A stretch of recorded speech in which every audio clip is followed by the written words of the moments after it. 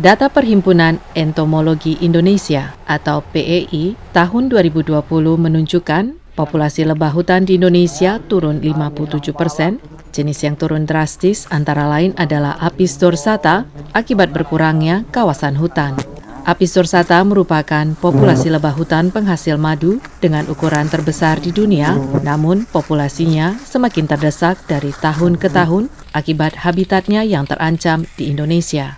Ini kan ada perubahan-perubahan lingkungan ya, khususnya perubahan alih fungsi hutan itu kan ada ATI, ada sawit, belum lagi kebakaran hutan gitu kan. Nah ini memang perubahannya sangat signifikan lah bisa dibilang. 20 tahun lalu, populasi lebah dorsata diperkirakan 10.000 koloni di Riau. Alih fungsi hutan ke perkebunan kelapa sawit mengakibatkan Apis dorsata mengalami penurunan populasi sebesar 50 hingga 70% dalam 20 tahun terakhir.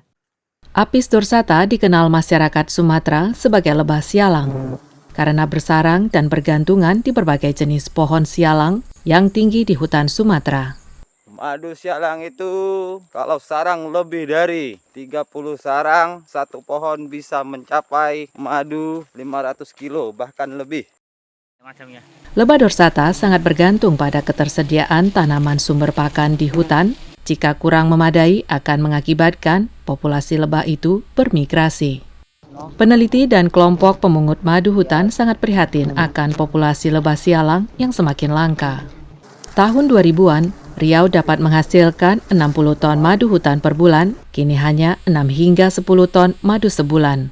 Chandra Lela, Ketua Asosiasi Perlebahan Jambi, aktif mengkampanyekan panen lestari kepada beberapa kelompok pemungut madu hutan agar lebah hutan Sumatera tidak punah dan dapat terjaga populasinya.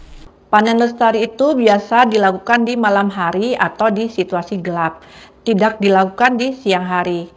Karena lebah itu kalau dipanen di siang hari, mereka biasanya cenderung kabur, tidak mau menetap lagi. Kemudian kita tidak menghabiskan sarangnya atau larvanya. Karena larva itu sebagai regenerasi untuk keberlangsungan lebah sialang tersebut. Purnomo mengingatkan, lebah hutan asli Indonesia, Apis dorsata, sangat penting untuk dilestarikan. Jadi keberadaan vegetasi hutan ditentukan juga oleh keberadaan dorsata. Jadi kalau dorsata ini punah, dikhawatirkan juga beberapa vegetasi atau tanaman yang ada di hutan juga ikut punah, tidak berkembang.